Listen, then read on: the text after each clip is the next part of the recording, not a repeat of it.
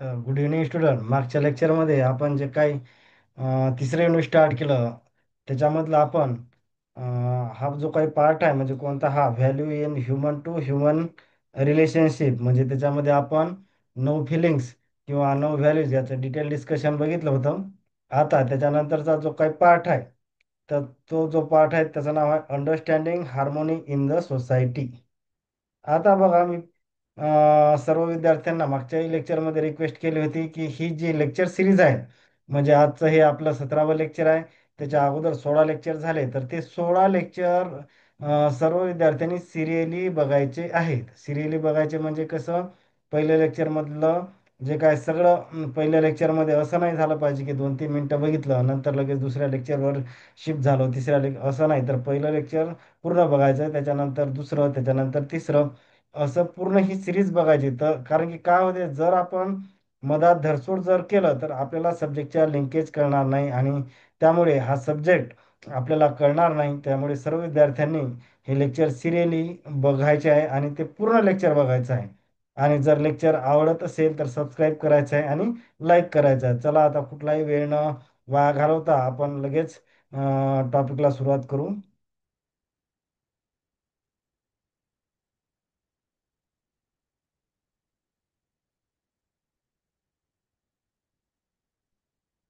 Understanding harmony in the society. आता बघा, पहिले सोसायटी म्हणजे काय ते बघू. आता बघा, सोसायटी म्हणजे इथे लिहिलं आपण families living together in the relationship of mutual fulfilment. आणि त्यांचं काय असतं की कॉमन गोल काय आहे की म्युच्युअल फुलफिलमेंट म्हणजे सगळ्यांची फुलफिलमेंट एकमेकासोबतची जी आहे ती झाली पाहिजे, तर त्याला आपण कॉमन गोल म्हणू.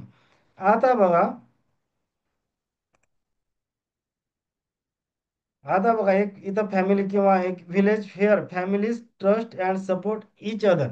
एक विलेज आहे त्याच्यामुळे डिफरंट ज्या फॅमिलीज आहेत त्या काय करतात, trust and support each other. आता trust and support each other म्हणजे ही काय झाली, आयडियल स्टेट झाली इथं.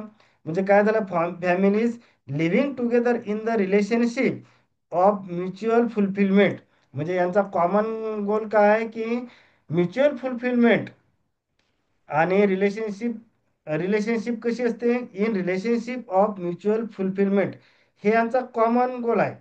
आता बघा, कॉमन गोल करण्यासाठी ते कॉमन गोल जर अचीव करायचं असेल तर आपल्याला ट्रस्ट सपोर्ट आवश्यक आहे एकमेकाला, त्याच्याशिवाय आपण कॉमन गोल अचीव करू शकत नाही. हे लक्षात घ्या. आता बघा, हा ही आपली कोणती झाली, ही आयडियल स्टेट झाली. आता इकडे दोन स्टेट दाखवल्या मी, एक क्राऊड आणि दुसरं दाखवलेलं आहे बॅटल फील्ड. आता क्राऊड मध्ये बघा, पीपल लिव्हिंग टुगेदर इथं सोबत राहतात but not in relationship of mutual fulfilment. म्हणजे त्यांचे डिफरंट गोल्स आहेत. For example, city bus with the people travelling to the different destination. म्हणजे एखाद्या सिटी बसमध्ये जर आपण बघितलं तर त्याच्यामध्ये ट्रस्ट किंवा सपोर्ट इच अदर हे जे काही आपण याच्यामध्ये बघा, इथं इथं जे मी काही लिहिलं ह्या गोष्टी दिसत नाही. सिटी बसमध्ये जर किंवा तुम्ही पीएमटी पुण्याच्या जर बघितलं तर एक ऑब्झर्व केलं का, तर बरेच लोक काहीतरी जागासाठी वाद करतात, म्हणजे ते सपोर्ट इच अदर. किंवा किंवा नाहीतर मग ते कंडक्टर सोबत काहीतरी वाद करतात, चिल्लर नाहीत हे, म्हणजे तिथं ट्रस्ट किंवा सपोर्ट इच अदर नाही. बाबा एखादा ज्येष्ठ असला म्हणजे काही वेळेस करतात बऱ्याच वेळा, पण असं बऱ्याचदा जागेसाठी वाद किंवा याच्यामध्ये किंवा जास्त गर्दीमध्ये चोऱ्या ह्या पण प्रकार आपण बघतो. म्हणजे काय झालेलं आहे की ते ट्रस्ट आणि सपोर्ट इच अदर हा कुठेतरी मिस होतो. कारण की जर आपल्याला relationship of mutual fulfilment achieve करायची झाली तर ट्रस्ट आणि एकमेकाचा सपोर्ट लागतो. जर आपण पीएमटी बसमध्ये गर्दीत जर गेलो तर या गोष्टी म्हणजे सपोर्ट किंवा ट्रस्ट म्हणजे त्याच्यामध्ये बघा चोऱ्याचे प्रकार वाढतात जर खूपच गर्दी जर झाली. किंवा सपोर्ट तर दूरच, पण बऱ्याचदा आपण बघतो की जागेवरून किंवा कोणाचा धक्का लागला तर वादच विनाकारणचे दिसतात. म्हणजे काय झालं की लोक इथं टुगेदर असतात, पीपल लिव्हिंग टुगेदर. म्हणजे जर पीएमटी बसमध्ये आपण जर बघितलं तर लोक सोबत आहेत का, तर हो. पण त्याच्यामध्ये but in relationship of fulfilment तसं दिसते का, नाही. हे सपोर्ट आणि ट्रस्ट दिसते का, तर नाही. म्हणजे काय झालं की ह्या आयडियल कंडिशन नाही. नंतर बॅटल फील्ड बघू आपण. People living separately in opposition or struggle. म्हणजे काय करा, कॉम्प्लिटिंग गोल्स म्हणजे त्याचा गोल्स कॉमन गोल म्हणजे जे काय आपल्याला कॉमन गोल कोणता होता, हा आपला in living together in relationship of mutual fulfilment. पण इथं काय झालं की ते अपोजिशन मध्ये राहत. फॉर एक्झाम्पल इथं दाखवलं मी, नेबर्स फायटिंग ओव्हर लँड, किंवा गावाकडे किंवा शेताच्या म्हणजे शेतकरी, दोन शेतकरी जर शेजारी शेजारी असतील तर बऱ्याचदा आपण काय बघतो की त्याच्यामध्ये जो काही बांध असते त्याच्यावर बऱ्याचदा वाद होतात, किंवा दोन शेजारी असतील तर त्याच्यामध्ये त्या वालची जे काही बॉर्डर असते त्याच्यावरून वाद होतात, असे आपण बऱ्याचदा आपण ऑब्झर्व करतो. म्हणजे काय झालं की ते हार्मोनीमध्ये नाहीत. म्हणजे काय झालं का आता बघा आपल्याला काय, त्याला सोसायटी म्हणू का आपण, नाही सोसायटी म्हणजे काय, ही आयडियल कंडिशन. आता बघा, क्राऊड आणि बॅटलफील्ड हे जरी पीपल बऱ्याचदा लिव्हिंग टुगेदर, म्हणजे क्राऊडमध्ये लिव्हिंग टुगेदर असले तरी त्याला आपण सोसायटी म्हणू शकत नाही. बॅटलफील्डमध्ये पीपल लिव्हिंग टुगेदर नसतातच, ते सेपरेटली असतात. पण याच्यामध्ये जे काही हा जो काय पार्ट आहे in the relationship of mutual fulfilment, हा मिस झालेला इथं दिसतो. इथं पण मिस झालेला तो पार्ट दिसतो. म्हणजे काय झालं की जर आपण करंट सिनेरिओ बघितला तर आपण या कॅटेगरीत दिसतो सध्या. हे जो काय मी क्वेश्चन मार्क दाखवला इथं, म्हणजे काय, व्हेअर आर वी टुडे, म्हणजे क्राऊड आणि बॅटल फील्ड सोसायटी नावाला दिसतात, पण सोसायटीमध्ये या कुठंतरी गोष्टी आपल्याला आयडियली असं दिसत नाही. म्हणजे सोसायटी दिसते पण असं आयडियल सोसायटी दिसत नाही, जिथं आपण काय म्हटलं की आयडियल सोसायटी किंवा families living together in the relationship of mutual fulfilment, तरच त्याला आपण सोसायटी म्हणलं. पण हे कुठंतरी ग्राउंड बेसिस रियालिटीवर हे कुठंतरी मिस दिसते. आपण फेअर आर वी टुडे, तर आपण जर या बघितलं रिअल ग्राउंड बेसिस रियालिटी, तर आपण ह्या दोन गोष्टीमध्ये कुठंतरी आपण अ, असताना, किंवा कुठेतरी आपण असताना आपल्याला दिसते. म्हणजे ही गोष्ट जी आयडियली असायला पाहिजे ती कुठेतरी मिस होत आहे, आणि ज्या नसायला पाहिजे त्या होताना आपल्याला रिअल ग्राउंड बेसिसवर दिसतात.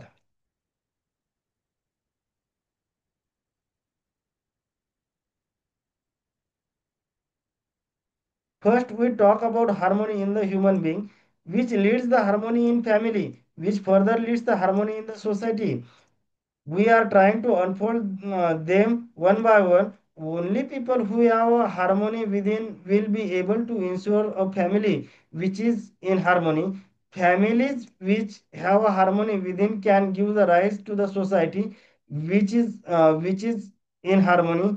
We explore into three aspect of society. म्हणजे याच्यामध्ये काय सांगितलं की जर म्हणजे हार्मोनी ही जर इंडिव्हिज्युअल लेवलले असेल, म्हणजे मी तर लिहितो हार्मोनी इंडिव्हिज्युअल किंवा ह्युमन बिंग लेवलला असेल, ह्युमन बिईंग लेवल मी एच बी लिहितो फक्त असेल, तर तीच पर्कोलेट कुठं होते, फॅमिलीमध्ये. तीच पर्कोलेट कुठं होते, सोसायटीमध्ये. आणि तीच पर्कोलेट कुठं होते, नेशन किंवा एक्झिस्टन्स, नेचर किंवा एक्झिस्टन्स. म्हणजे इथून आपला जो काही हार्मोनीचा रोल होता कुठे असते, सुरुवातीला ह्युमन बिंग किंवा इंडिव्हिज्युअल लेवलले. नंतर तीच हार्मोनी कुठं प्रोपेगेट होते, फॅमिली लेवलला. तीच हार्मोनी कुठं प्रोपेगेट होते, सोसायटी लेवलला. तीच हार्मोनी कुठं लेवल होते, तर नेचर किंवा एक्झिस्टन्स लेवलला. आता बघू, we will explore into three aspects of society. The goal of human being living in the society, म्हणजे तो ह्युमन गोल काय आहे, तर लिव्हिंग इन द सोसायटी हा ह्युमन गोल आहे. द सिस्टीम रिक्वायर्ड किंवा dimension required to achieve the human goal. आता human goal काय आपला इथं बघितलं आपण, लिव्हिंग इन द सोसायटी हा ह्युमन गोल आहे. तो अचीव करण्यासाठी काय रिक्वायरमेंट आहे तो सेकंड पार्ट मध्ये येईल. आणि त्याच्यानंतर आहे स्कोप ऑफ द सिस्टीम. आता हे तिन्ही पार्ट आपण जे काही थ्री ऍस्पेक्ट आहे आपण डिटेलमध्ये बघू. म्हणजे पहिला कोणता ऍस्पेक्ट आहे आपला, the goal of human Bing living in the society, ते पहिलं त्यालाच आपण ह्युमन गोल म्हणलं. दुसरं ऍस्पेक्ट काय, द सिस्टीम रिक्वायर्ड किंवा dimension required to achieve human goal. जो काय पहिल्यामध्ये आपण मेन्शन केला ना, ह्युमन गोल काय आहे ते लिव्हिंग इन सोसायटी. नंतर स्कोप ऑफ द सिस्टीम, तिसरा जो काय आपला ऍस्पेक्ट आहे तो आहे स्कोप ऑफ द सिस्टीम. आता हे तिन्ही ऍस्पेक्ट आपण डिटेल डिस्कस करू.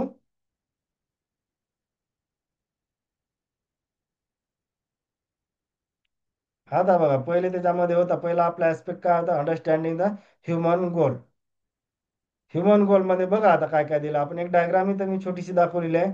Right understanding and right feeling जर असेल तर हॅपीनेस, म्हणजे इन एव्हरी इंडिव्हिज्युअल, प्रत्येक एव्हरी इंडिव्हिज्युअल म्हणजे का, प्रत्येक ह्युमन बिईंगला जर राईट अंडरस्टँडिंग आणि राईट फिलिंग असेल तर हॅपीनेस ही स्टेज आपण अनुभव. दुसरं आहे prosperity in every human family. तिसरं आहे फिअरलेस किंवा ज्याला ट्रस्ट म्हणतो इन द सोसायटी. नंतर को एक्झिस्टन्स किंवा त्याला mutual fulfilment in the nature or existence. आता बघू आपण. आता बघा मी काय केलेलं आहे इथं. प्रायोरिटी हा वर्ड लिहिला आहे इथं. बघते प्रायोरिटी दिसते का तुम्हाला? हा, प्रायोरिटी.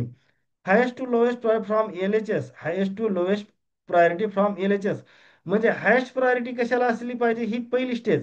दुसऱ्या आणि त्याच्यानंतरची प्रायोरिटी काय ही दुसरी म्हणजे प्रॉस्पेरिटी स्टेज. पहिली हॅपीनेस म्हणजे त्याच्यासाठी हॅपीनेस असण्यासाठी काय असायला पाहिजे? राईट अंडरस्टँडिंग आणि राईट फिलिंग. दुसरी प्रायोरिटी कशाला दिलेली आपण? प्रॉस्पेरिटी. तिसरी प्रायोरिटी कशाला? फिअरलेस किंवा ट्रस्ट. चौथी प्रायोरिटी कशाला आहे? कोएक्झिस्टन्स किंवा म्युच्युअल फुलफिलमेंट. आता इथं मी काही क्वेश्चन दाखवले.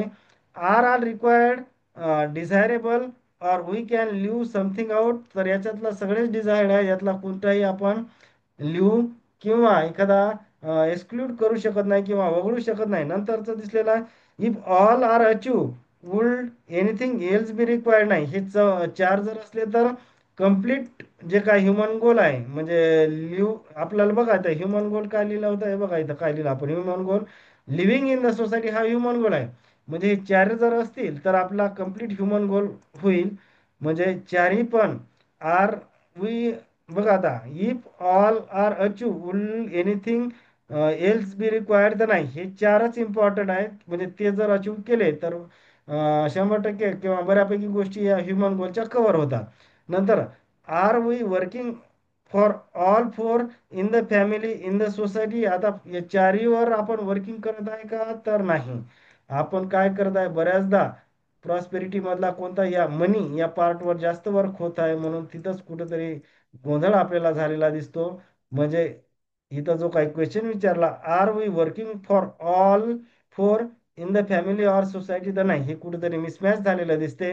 म्हणजे जे काय आपण बघतो आपण रिअल ग्राउंड बेसिसवर तर काय झालेलं आहे की बरेच लोक या फॅक्टरमध्ये धावताना दिसतात. तिथं राईट अंडरस्टँडिंग, राईट फिलिंग किंवा हॅपीनेस, प्रॉस्पेरिटी किंवा हे तीन चार गोष्टी कुठेतरी आपल्याला रिअल ग्राउंड बेसिसवर हे मिस होताना दिसतात.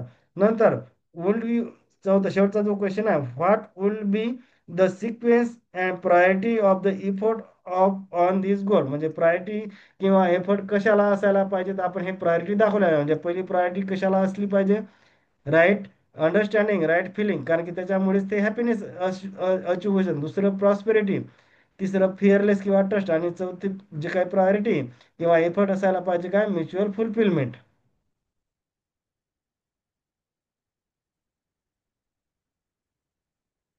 आता इथं बघा human goal. There are four main parts of human goal. Each one is necessary and they are unfold step by step. Happiness in every individual. आता बघा हॅपीनेस कुठून येते? Happiness comes from right understanding and right feeling. If I understand my self other and life properly I feel happy. म्हणजे happiness जो काय असते तो कशा थ्रू येते? हे राईट अंडरस्टँडिंग आणि राईट फिलिंग असेल तरच हॅपीनेस येते. आणि त्याला आपण पहिली प्रायोरिटी किंवा सगळ्यात जास्त इफर्ट या स्टेजला देणं आवश्यक आहे. नंतर prosperity in the every prosperity in the every family. Prosperity means having more than enough physical facility for all members of the family. Where when each family has a prosperity, they feel secure and content. आता बघा इथं सगळ्यात हा enough शब्द महत्वाचा आहे. Enough physical things किंवा enough physical facility म्हणजे काय? Not more than required. त्याला आपण इनफ म्हणतो. नाहीतर जर more than required physical facility असेल तर ती ग्रीड या म्हणजे त्याला आपण लोभ या कन्सेप्टमध्ये कन्वर्ट होते. नंतर फिअरलेसनेस और किंवा त्याला ट्रस्ट इन सोसायटी आपण म्हणतो. In the society where people trust each other live with justice and feel safe. जर फिअरलेसनेस सोसायटी असेल तरच ते त्याला सोसायटीमध्ये राहताना फील सेफ होईल. अदरवाईज गुंडागिरी दादागिरी असं जर असेल तर ते काय होईल? म्हणजे हे कुठंतरी रॉंग होईल. नंतर coexistence in the nature existence living in mutual harmony with nature.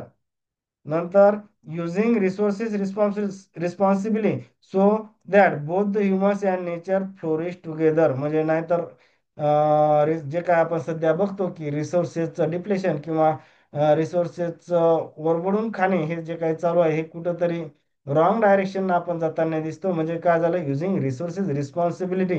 आता आपण जे डेव्हलपमेंटच्या नावाखाली, म्हणजे जे काय असतं, आपण डेव्हलपमेंट म्हणजे फक्त फिजिकल फॅसिलिटीलाच डेव्हलपमेंट समजलं तर ते काय आहे, रॉंग मिस अंडरस्टँडिंग आहे. आणि त्या फिजिकल फॅसिलिटीलाच डेव्हलपमेंट असं कन्सिडर केल्यामुळे आपण रिसोर्सेस हे इररिस्पॉन्सिबलपणे वापरताना दिसतो. त्यामुळे हे कुठंतरी कोएक्झिस्टन्स इन नेचर किंवा living in mutual harmony with nature हे कुठेतरी मिस होताना दिसत आहे. कारण की आपण बघतो की ग्लोबल वॉर्मिंग असेल, हे कशामुळे झालं की रिसोर्सेसचं रिस्पॉन्सिबलपणे वापरल्या गेले नाही, किंवा डेव्हलपमेंट म्हणजे फक्त फिजिकल फॅसिलिटीच्या डेव्हलपमेंटच्या नावाखाली रिसोर्सेसचं कुठंतरी प्रॉपर युटिलायझेशन किंवा मोठ्या प्रमाणात त्याचं डिप्लेशन होताना दिसते. नेक्स्ट स्लाइड आता. आता बघा, current state have we understood our goal. आता करंट स्टेट, आता आपण हे बघा, हे पहिले हे वरचा जो काही जो टॉपचा पार्ट बघितला तो बघितला आपण मागच्या स्लाइड मध्ये. आता बघा, ग्रॉस मिसअंडरस्टँडिंग. ग्रॉस मिसअंडरस्टँडिंग काय, अझम्पशन. इथं बघा पहिलं, म्हणजे रिअल मध्ये काय असायला पाहिजे, right understanding and right feeling हॅपीनेससाठी. आता अझम्पशन काय असते की मिसअंडरस्टँडिंग म्हणजे काय, चुकीची अंडरस्टँडिंग ज्याला आपण म्हणू. Assumption, example, money is everything in every individual. आता काय हा म्हणजे हॅपीनेस साठी आपल्याला काय आवश्यक आहे, इथं जर आपण बघितलं तर हॅपीनेस साठी काय आवश्यक आहे, राईट अंडरस्टँडिंग आणि राईट फिलिंग आवश्यक आहे. पण ग्रॉस मिसअंडरस्टँडिंग मुळे अझम्पशन काय, एक्झाम्पल, मनी इज एव्हरीथिंग, म्हणजे लोकांना असं वाटतं की मनीमुळेच हॅपीनेस काहीतरी अचीव होते. आता दुसरं बघा, प्रॉस्पेरिटी. आपण प्रॉस्पेरिटीची डेफिनेशन बघितली. प्रॉस्पेरिटी म्हणजे काय, इनफ फिजिकल फॅसिलिटी किंवा इनफ फिजिकल रिसोर्सेस, त्याला आपण प्रॉस्पेरिटी म्हटलं. आता इथं काय झालं, ग्रॉस मिसअंडरस्टँडिंग किंवा चुकीच्या अंडरस्टँडिंगमुळे इनफ शब्द मी इथं महत्वाचा वापरला होता. म्हणजे इनफ म्हणजे काय, नॉट मोर दॅन नेसेसिटी, म्हणजे त्याला फक्त नीडच्या एवढेच आपण रिसोर्सेस किंवा फिजिकल फॅसिलिटी वापरली पाहिजे त्याचं. आता इथं काय, accumulation bye any means. Accumulation म्हणजे काय झालं की ते ग्रीड झालं, ते प्रॉस्पेरिटी नाही. प्रॉस्पेरिटी म्हणजे काय, having the feeling of enough physical facility, तर त्याला आपण प्रॉस्पेरिटी म्हणलं. अकुमुलेशन बाय एनी मीन्स म्हणजे कोणत्याही प्रकारे अकुमुलेशन करणं म्हणजे काय झालं की ते ग्रीड झाली, ती नीड होत नाही इन फ्यू इंडिव्हिज्युअल. आता बघा इथं, आता या दोन स्टेजमुळे, या दोन चुकीच्या मिसअंडरस्टँडिंगमुळे काय झालं, obsession from consumption for profit for sensual pleasure, म्हणजे या गोष्टी आपल्याला पाहायला मिळतात. आपल्याला काय पाहिजे, हॅपीनेस आणि प्रॉस्पेरिटी, पण त्याच्यामुळे ह्या प्रॉस्पेरिटी येते का, तर नाही. नंतर आता बघा, तिसरं जे काय आपली होती काय, फिअरलेस किंवा trust in society, he ideal condition. पण इथं आपण जे रिअल ग्राउंड बेसिसवर काय बघतो, हे काय झालं की मिसअंडरस्टँडिंग किंवा चुकीच्या अंडरस्टँडिंगमुळे डॉमिनेशन, एक्सप्लॉयटेशन, फिअर दिसते. आपल्याला आयडियली काय पाहिजे, फिअरलेस किंवा ट्रस्टफुल सोसायटी पाहिजे इन सोसायटी. याच्यामुळेच काय झालं की टेररिझम, वार, ह्या गोष्टी आपल्याला पाहायला मिळतात. हे कशामुळे की मिसअंडरस्टँडिंग मुळे. नंतर कोएक्झिस्टन्स अँड म्युच्युअल फुलफिलमेंट. इथं काय झालं की मास्टरी अँड एक्सप्लॉयटेशन, म्हणजे काय, म्युच्युअल फुलफिलमेंट पाहिजे ना, इथं एक्सप्लॉयटेशन म्हणजे काय, प्रमाणाच्या बाहेर रिसोर्सेस आपण डिप्लेट करत आहे किंवा त्याची पीड एक्सप्लॉयटेशन करत आहे ओव्हर नेचर. पण इथं इथं आयडियली काय पाहिजे आपल्याला, कोएक्झिस्टन्स, म्युच्युअल फुलफिलमेंट ही आयडियल स्टेट आहे.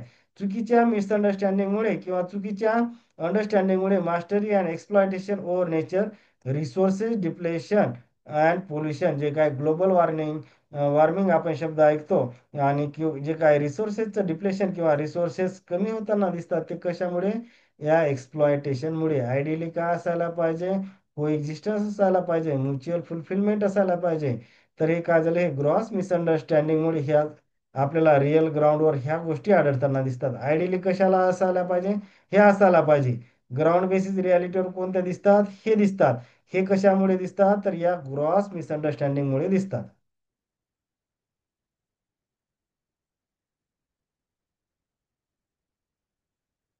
आता हे बघितलं आपण लोअर पार्ट, जो काय ग्रॉस मिसअंडरस्टँडिंगचा होता. This shows what happen when we have a wrong assumption, म्हणजे ग्रॉस मिसअंडरस्टँडिंग मुळे काय होते, अझम्पशन काय, thinking money is everything leads to satisfaction in the individual. आपल्याला काय पाहिजे? हॅपीनेस आणि प्रॉस्पेरिटी. पण काय मनी इज एव्हरीथिंग हे काय झालं? हे ग्रॉस मिसअंडरस्टँडिंग झालं. त्याच्यामुळेच काय leads to dissatisfaction in the individual.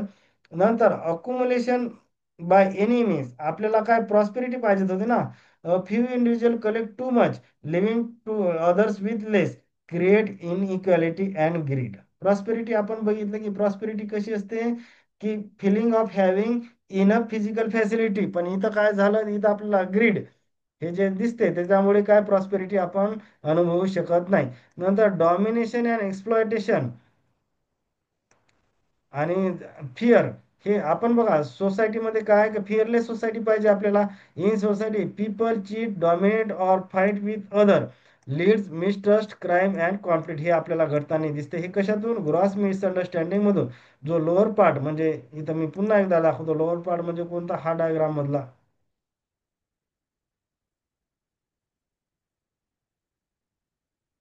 हा हा जो काय हा जो लोअर पार्ट म्हणजे ग्रॉस मिसअंडरस्टँडिंग आहे ना, हा हा पार्ट.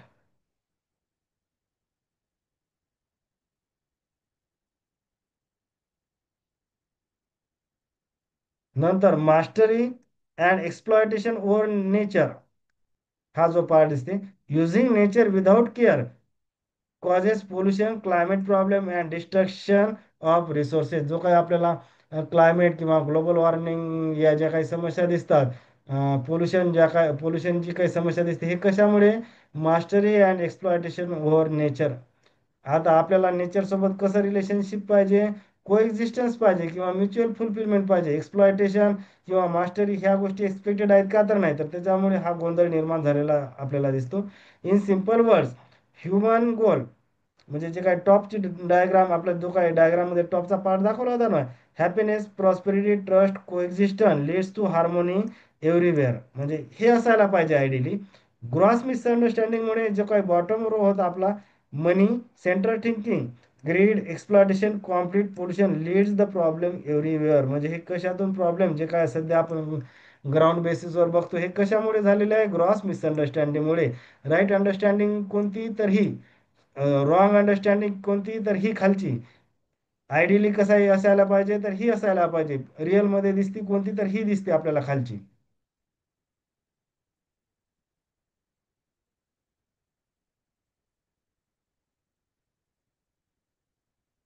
आता त्याच्यामधला जे काय दुसरा पार्ट होता, the system required or dimension required to achieve common goal. Dimension of human order required for fulfillment of all human goals. These are the basic, these are the five basic system of human society. आता त्या कोणत्या पाच आहेत ते बघू आपण. पहिला आहे education sanskar. Second one is health self regulation. Third one is production and work. Fourth one is justice preservation. Fifth one और last one is exchange storage. आता बघा एक एक बघू आपण. Let's see how this dimension fulfil the human goal. पहिला त्याच्यामधला जो काय आहे हा बघा, हा education sanskar. Education sanskar leads right understanding and right feeling. म्हणजे राईट फिलिंग म्हणजे कोणती? Happiness. Having a system of human education sanskar ensure right understanding and right feeling म्हणजे happiness, which is the first goal. Of course it has to reach every individual. म्हणजे ही right understanding किंवा right feeling ही प्रत्येक individual लेवलपर्यंत पोहोचणं हे आपली जबाबदारी आहे.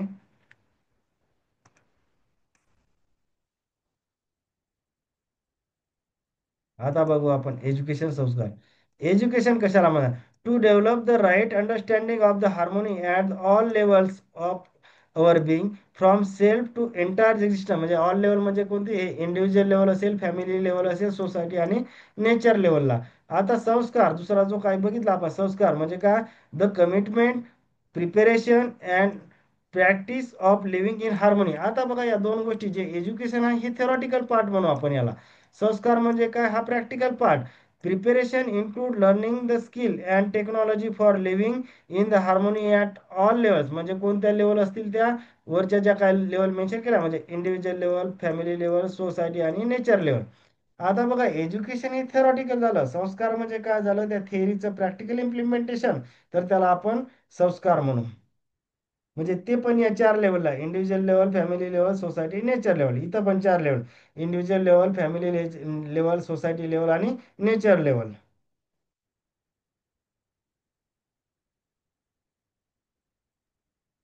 आता बघू, रोल ऑफ ह्युमन एज्युकेशन संस्कार फॉर ट्रान्सफॉर्मेशन. इथं बघा, ही जे इथं बघा, हे जे काय आपण ट्रान्सफॉर्मेशन कशात, आता बघा, इथं एक मी डायग्राम दाखवली की पहिली प्रायोरिटी कशाला दिली, ते हे इथं one yellow colour physical facility.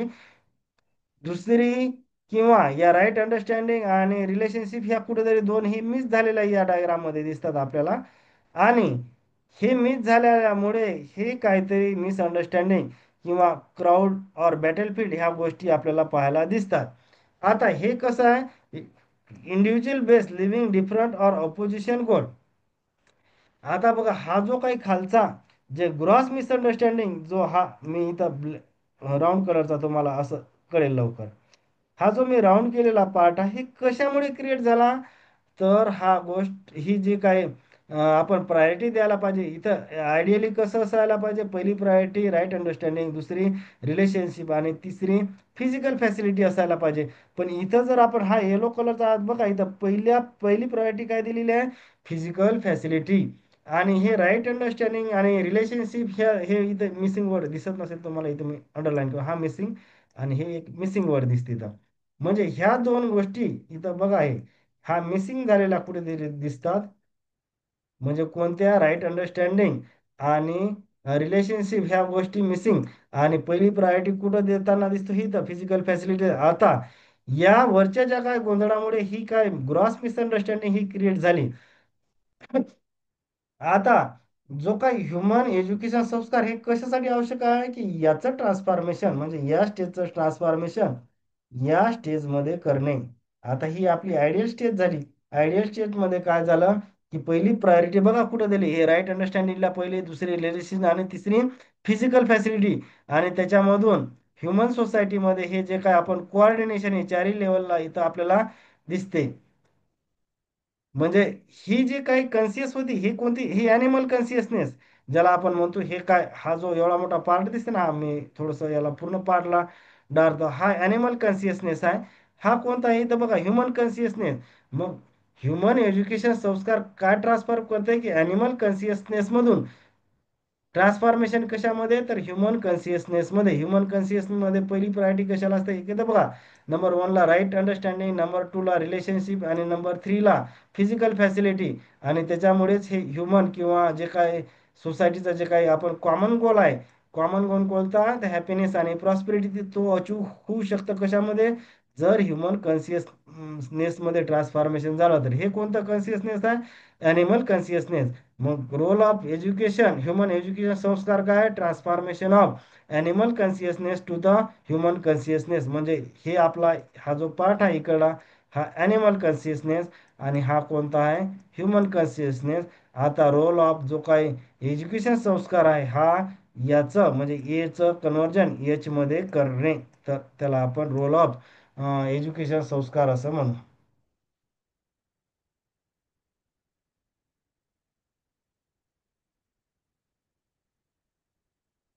आता त्याच्यामधला दुसरा पार्ट होता हेल्थ सेल्फ रेग्युलेशन. आता हेल्थ किंवा सेल्फ रेग्युलेशन करणं कशासाठी आवश्यक आहे, leads to health of the body.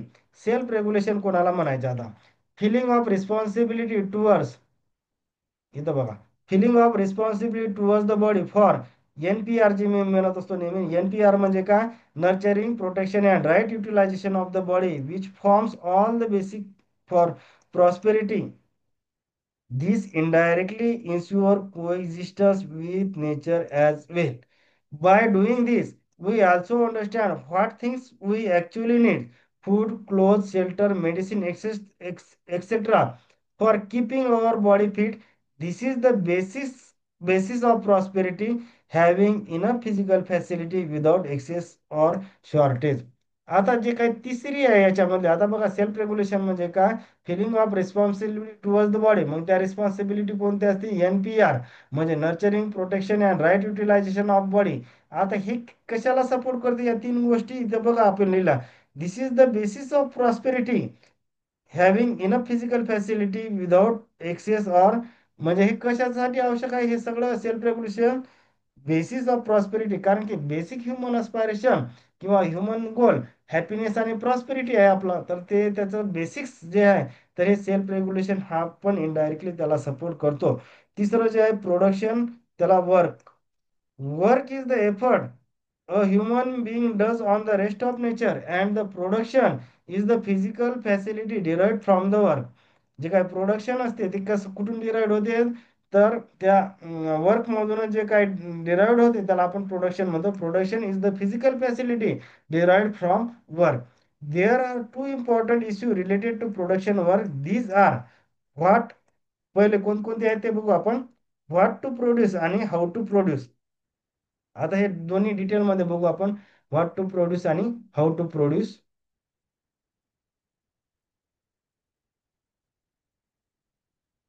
पहिलं त्याच्यामधलं जे आहे त्याला आपण म्हणतो व्हॉट टू प्रोड्यूस. इथं we have to produce physical facility require for nurturing, protection and right utilisation of body.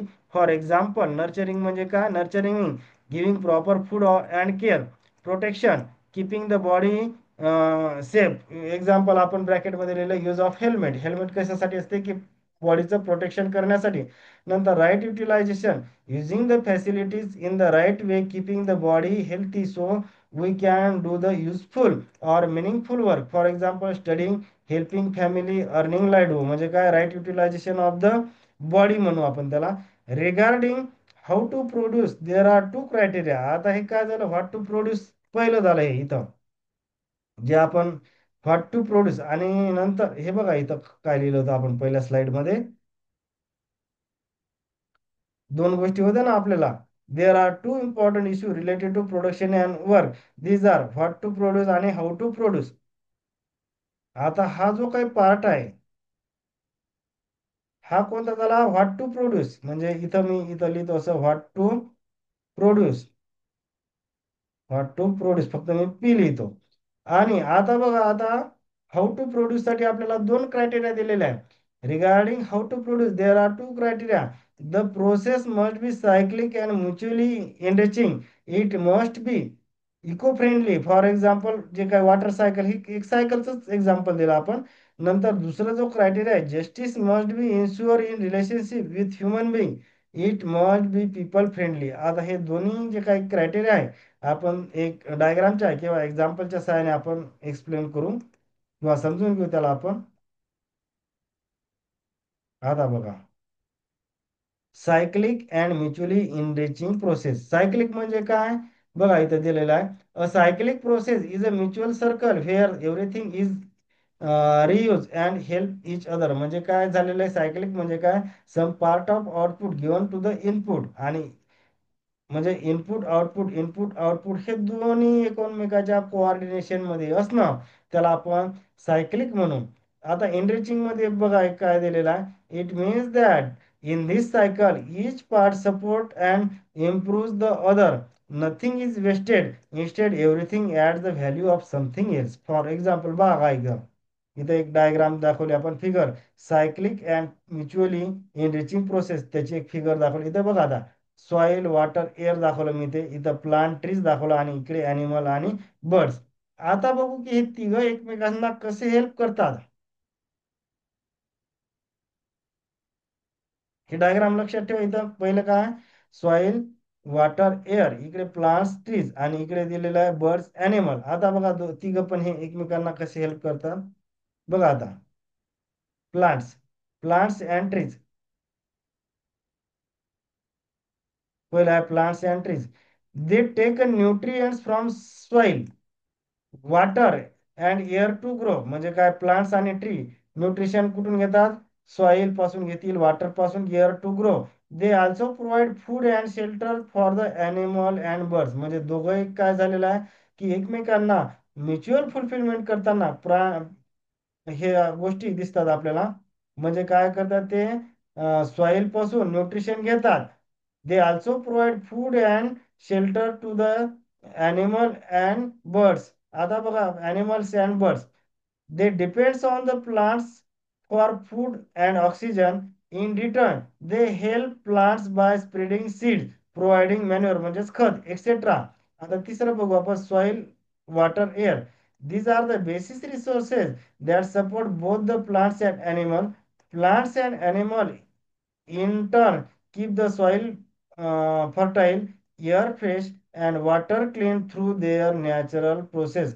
म्हणजे हे जे काही तिघं जे आहेत हे एकमेकांना म्युच्युअली फुलफिल करत असताना दिसतात. म्हणजे जर आपण बघितलं तर हे तिन्ही गोष्ट एकमेकांना म्युच्युअली फुलफिल करताना दिसतात.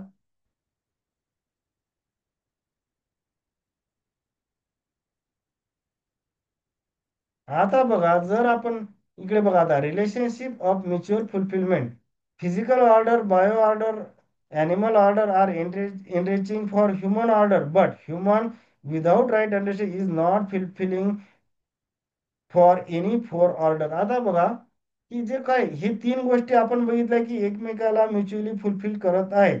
पण जेव्हा हा ह्युमन पिक्चर मध्ये येतो तेव्हा हा इकडे कुठेतरी मिस करताना दिसतो, इकडे कुठेतरी मिस करताना दिसतो, इकडे कुठेतरी मिस करताना दिसतो, इकडे कुठेतरी मिस करताना दिसतो, इकडे कुठेतरी मिस करताना दिसतो.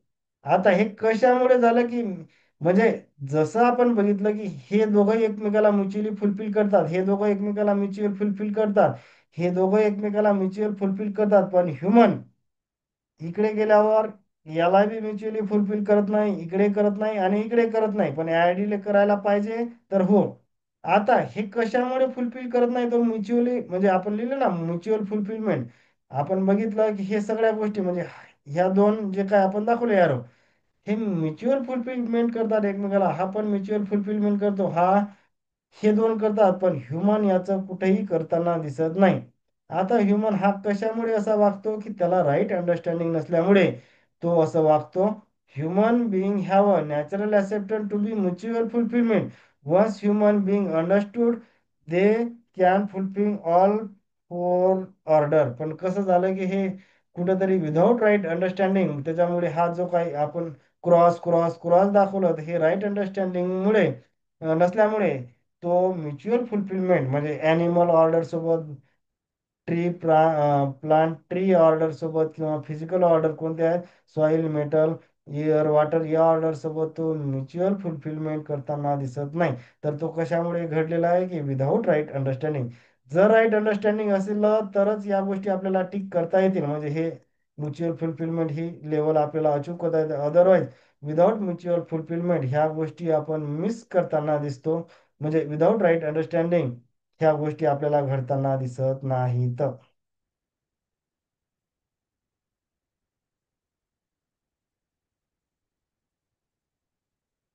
आता इथं लिहिलं आपण present day problems are largely due to lack of understanding. म्हणजे आपण जे बघितलं की विदाऊट राईट अंडरस्टँडिंग असल्यामुळे resource depletion the resource is use the rate at which faster rate at which it is produce. म्हणजे रिसोर्सेस एवढे जोरात use होत आहे की त्याचा जे काही जनरेट होण्याचा रेट आहे त्याच्यापेक्षा कितीतरी पटीनं ते युटिलाइज होत आहे.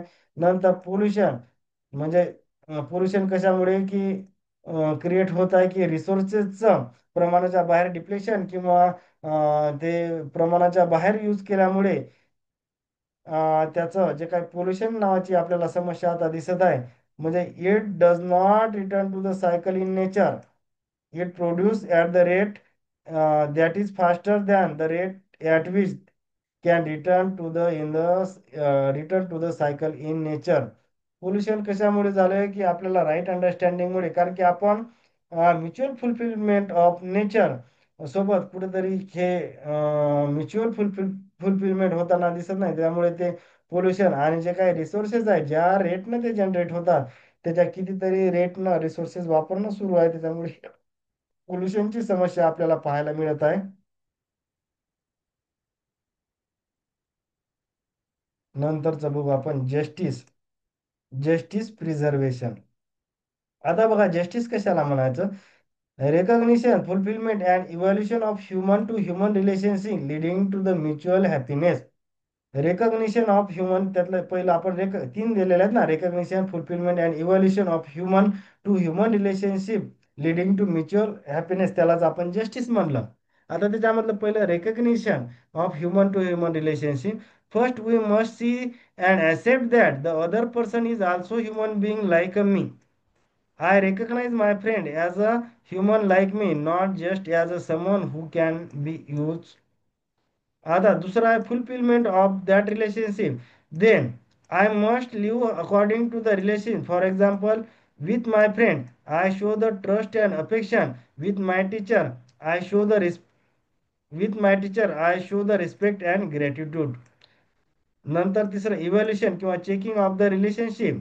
Finally I check if the both of us feel mutual happiness. Example, if I respect my teacher and my teacher guide me with the care then both of us feel happy. कारण की काय शेवटी काय mutual जे काय fulfilment किंवा mutual happiness हा आवश्यक आहे. तर ते या तीन जस्टिस म्हणजे काय, तर या तीनचा फ्लो आपल्याला व्यवस्थित मेंटेन करणं म्हणजेच त्याला आपण, त्याचा उद्देश काय आहे की म्युच्युअल हॅपीनेस. तर त्यालाच आपण जस्टिस असं म्हटलं.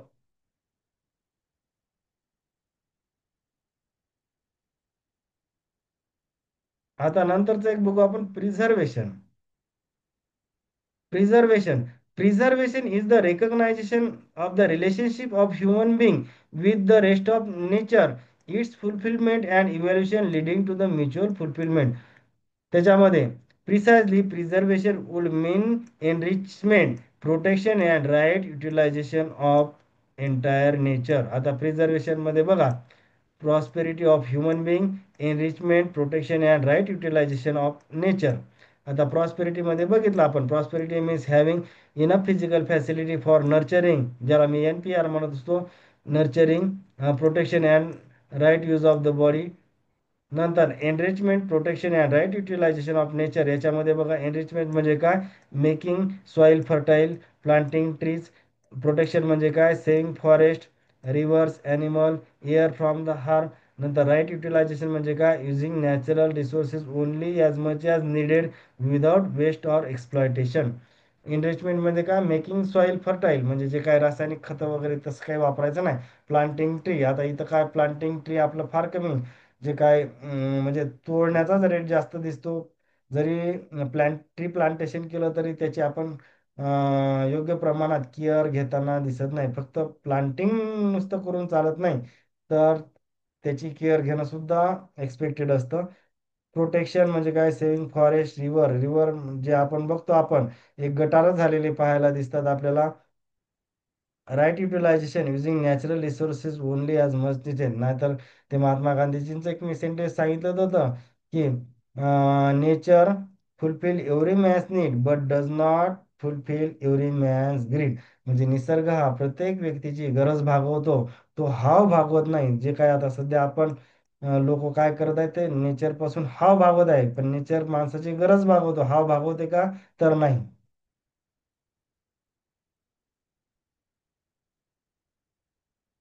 नंतरचं एक्सचेंज स्टोरेज, जे पाचवी स्टेज होती आपली. Exchange means sharing or exchanging of physical facility with a view of mutual fulfilment. For example, family example एक इथे मी घेतलेलं आहे. Parents earn money and provides food, clothes, and shelter to children. Children in return take care of parents with love and respect. म्हणजे तिथं काय झालं की both R fulfil, जे काय म्युच्युअल फुलफिलमेंट असतो आपल्याला इथं पाहायला मिळते. नंतर storage is keeping the physical facility with the view of mutual fulfilment and not the obsession for the profit और फॉर अकोमोडेशन और exploitation. For example, never example, एक शेजाऱ्याचं एक्झाम्पल मी इथं घेतलं. You keep the extra medicine और first aid at home so that if your neighbour suddenly needs it you can give it. म्हणजे आपण ते जे काय मेडिसिन आहे ते काय अकोमोलेशन किंवा एक्सप्लॉटेशनसाठी केलं का, तर नाही, ते काय केलं आपण म्युच्युअल फुलफिलमेंट म्हणजे आपल्या शेजाऱ्याला फुलफिलमेंट होण्यासाठी हे केलं. तर त्याला आपल्याला स्टोरेजचा अर्थ इथं काय दिलेला आहे आपण, keep the physical facility with the view of mutual fulfilment. जसं मी या मेडिसिनचं सांगितलं, मेडिसिनचा आपला उद्देश अकोमोलेशन होता का किंवा प्रॉफिट होता का, तर नाही, तर गरज पडल्यास आपण शेजाऱ्याला ते देणं हे इथं एक्सपेक्टेड होतं.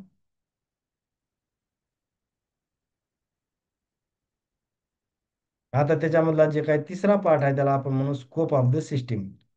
आता बघा या system scope, from family order to world family order म्हणजे त्याला युनिव्हर्सली ह्युमन ऑर्डर म्हणून आपण पहिले बघा कसं असते ऑर्डर या फॅमिली ऑर्डर म्हणजे आपण ज्याला बेसिक युनिट म्हणलं.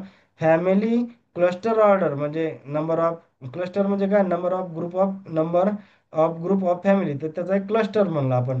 नंतर तसंच व्हिलेज म्हणजे हे काय होत आहे की स्टेज एक्सटेंड होत आहे म्हणजे नंतर व्हिलेज क्लस्टर नंतर व्हिलेजचं जर क्लस्टर असलं तर मग काय होते त्याचं कन्व्हर्जन सिटीमध्ये सिटीचं जर क्लस्टर असेल तर नेशनचं जर क्लस्टर असेल तर आपण त्याला काय म्हणू वर्ड म्हणजे काय पहिलं कोणतं आपलं बेसिक युनिट कोणतं आहे फॅमिली ऑर्डर बघा इथं फॅमिली ऑर्डर लिहिलं मी family order is a basic unit when member of the family live with trust respect affection and care it creates harmony in family. आता जर हार्मोनी इन द फॅमिली असेल तर ती harmony in the cluster harmony in village harmony in असं म्हणजे ही काय जाते फॅमिली मधलीच हार्मोनी ही वर्ल्ड लेवल म्हणजे प्रोपेगेट होताना आपल्याला दिसते. फॉर इथं example parents and children supporting to each other हे आपण फक्त फॅमिली पुरतं. आता वर्ल्ड फॅमिली ऑर्डर किंवा त्याला युनिव्हर्सल ह्युमन ऑर्डर म्हणून आपण family when all the nation live in the relationship mutual fulfilment humanity reaches to universal human order किंवा त्याला आपण वर्ल्ड ऑर्डर म्हटलं म्हणजे बेसिक युनिट कोणतं आहे फॅमिली. फॅमिलीमधूनच ते कुठे जाते सोसायटी हे व्हिलेज वगैरे म्हणजे सोसायटीचाच पार्ट आहे ना. सोसायटीमधून ते कुठं जात पहिले कसं असते की फॅमिलीमध्ये जाईल फॅमिलीतून ते कुठं जाईल सोसायटीतून ते कुठं जाईल नेचर किंवा त्याला आपण वर्ल्ड म्हणतो म्हणजे असं काय झालं की फॅमिलीमध्ये जर हार्मोनी असेल तर ती प्रोपेगेट कुठं वर्ल्ड लेवलला प्रोपेगेट होताना दिसतात. It means that all being on earth lives as a big family with respect for each other and coexistence with nature.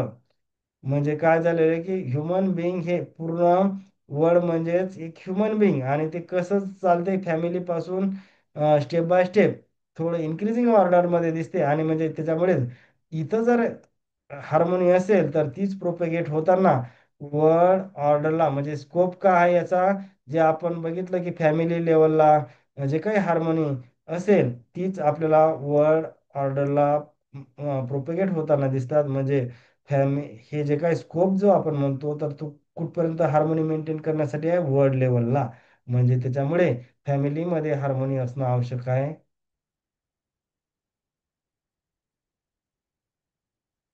Thank you. या लेक्चरमध्ये एवढंच आपण स्टडी करायचा होता तर लेक्चर जर आवडलं असेल तर सबस्क्राईब आणि लाईक करायला विसरू नका. थँक्यू.